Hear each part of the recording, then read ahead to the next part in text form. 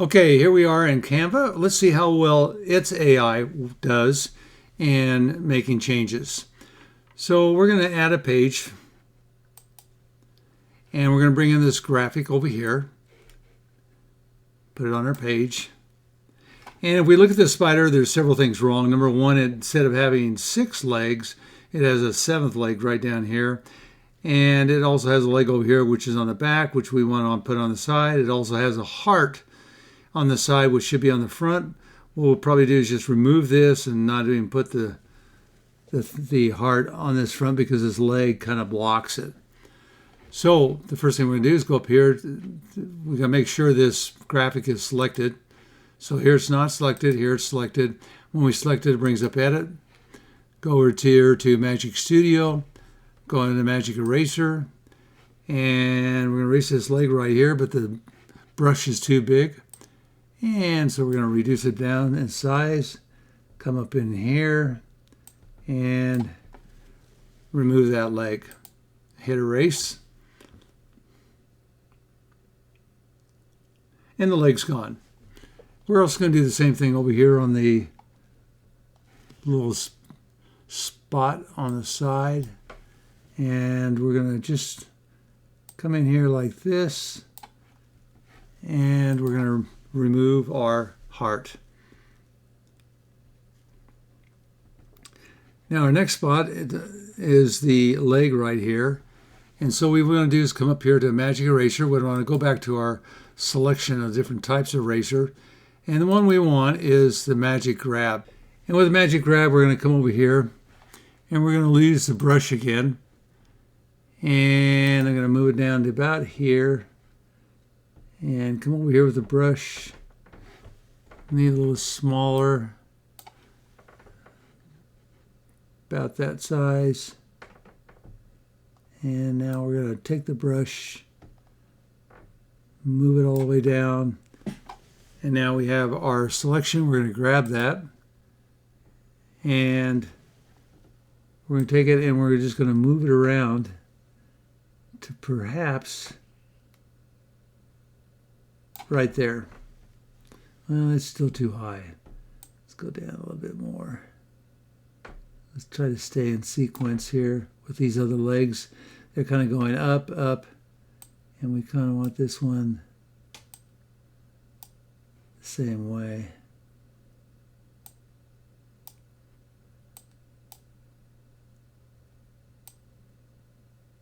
Right about there. And now we've got our 6 legs.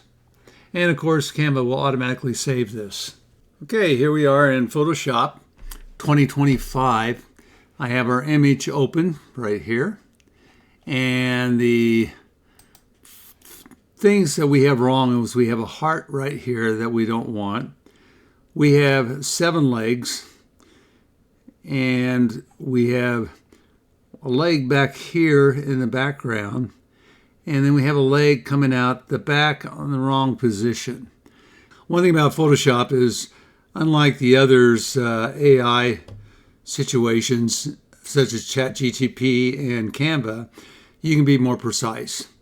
So we're going to come down here first, and we're going to select over here on our tool, we're going to select the Remove tool. And first thing we're going to do is we're going to remove the heart. So we come up here, and we remove the heart. Quick and easy. Let's enlarge the photograph here so we have a better view of what we're doing. And the next thing we're going to do is we're going to get rid of that extra leg. Got a little bit of heart still here. Get rid of that. And we're going to come over here. We're going to select the hand tool, and now we want 3 legs over here. If we notice the position of the legs, we're going to have to place the next leg right about here behind this leg.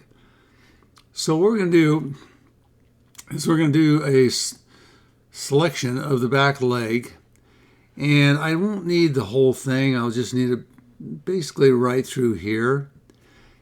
And so what I'm going to do is come up here to the selection tools, and I'm going to do magnetic tool so that we're more accurate, because we're going to cut this, and I'm going to cut it right about here. So I'm going to come in, so it's not straight. I'm going to come in here, and I'm going to select this area. This might take a little bit of time, so I'll come back. I'll come back when I am done doing this.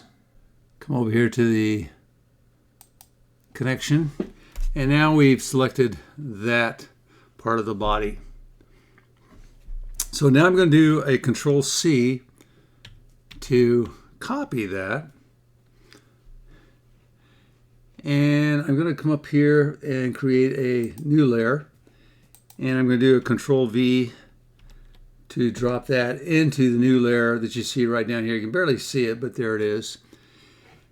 Now we're going to go back. By the way, that was the magnetic selection tool. Has a little magnet right there. That's what I used on that. Now we're going to come back down here to our next tool, which is the remove tool again right here, the one with the 2 dots. And we're going to remove some of our area. I got to reduce the size of this brush a little bit so I can get right next to the head and come over here. And now come down here. Oop, made a mistake.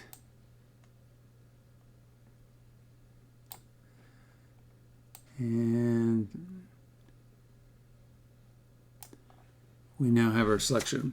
So now we go back to the full size, and we can see now we can place our leg. So we're going to come over here, and let's go back and zoom back into our picture here. I'll go to my hand, which is a handy tool. And now we want to get that leg right in here. So if I get over here, you can see where the leg used to be. And now we're going to go up here. I'm going to go up to the selection tool, and we're going to take the leg. And notice the legs are about that far apart. So this one's going to go right about through here. And we're going to rotate a little bit to get it in position. And so we want it right about there. I'm going to drop it a little lower here, maybe right there.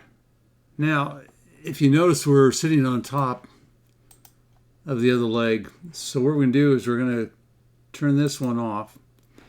We're going to come back in here, and we're going to select this leg.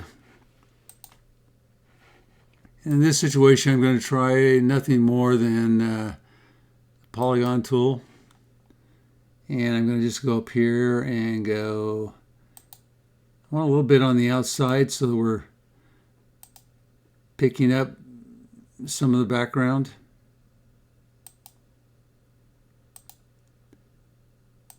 We'll see if we ends up being right here. We're going to do C again. We're going to copy that. Going to add a layer right here. Let's move it up. And we're going to paste into there. And now what happens, we will turn on our other leg right there. And if you notice, we turn off the one we just copied and pasted. Here's our leg that we moved, and then we put the other leg on top. So now it looks more natural. So let's go back out, and I think the spider looks pretty good. Now let's try the same edit using ChatGPT and DALL. In the past, DALL had its own website, labs.openai.com, where it could do edits with brush and mask tools. But that's no longer available. All the DALL features have been folded into ChatGPT. That means instead of painting over an area that we want to change, we just use a prompt. Here we are in ChatGPT. I clicked the plus mark to add a file, and I added the image that we've been working with on the other examples. And in the video script that ChatGPT gave me, it said that instead of painting over the area we want to change, we just add a prompt. I simply upload an image and describe the edit in plain English. ChatGPT says all I got to do is add this text and it will do the job. Let's give it a try and see what happens. So I'm going to do a Control-C here. I'm going to come down to our prompt area and I'm going to put in that wording that it gave us. And now we're going to have it generate the change. Let's see what happens. This will take a few seconds. By the way, our prompt says, remove Wanda's 2 extra legs so she only has 6. Keep everything else the same. Okay, ChatGPT generated the image, but I don't know about you, but it looks exactly the same as it did before. So I wrote a prompt down here. I say, I don't see any changes. Give me a better prompt to generate the last image with only 6 legs and remove the heart. Let's give this a try. ChatGPT came back and says, got it. Let's redefine the prompt so DALL makes the corrections clearly. Here's a cleaner, stronger prompt you can use to generate Wanda's image with the right details.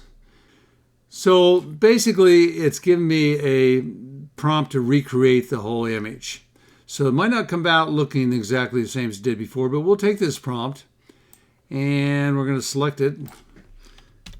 And let's put it in here. And let's see what ChatGPT does this time.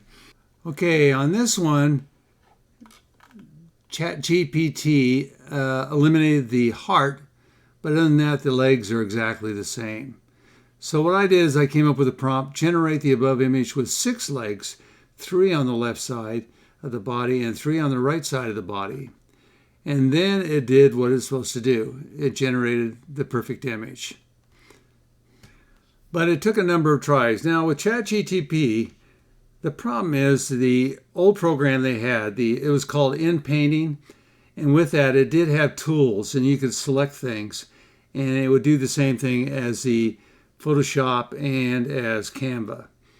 When they changed their program to where they didn't offer those tools anymore, you basically have to go to third-party areas like Canva to be able to use those tools. So it makes it a little bit slower. It's a little harder. You just have to work with the prompts by typing it in. But if you're not artistic at all, this is a great option. Here are the results side by side. Canva actually did a great job. Photoshop provided me with precise control, which the others didn't.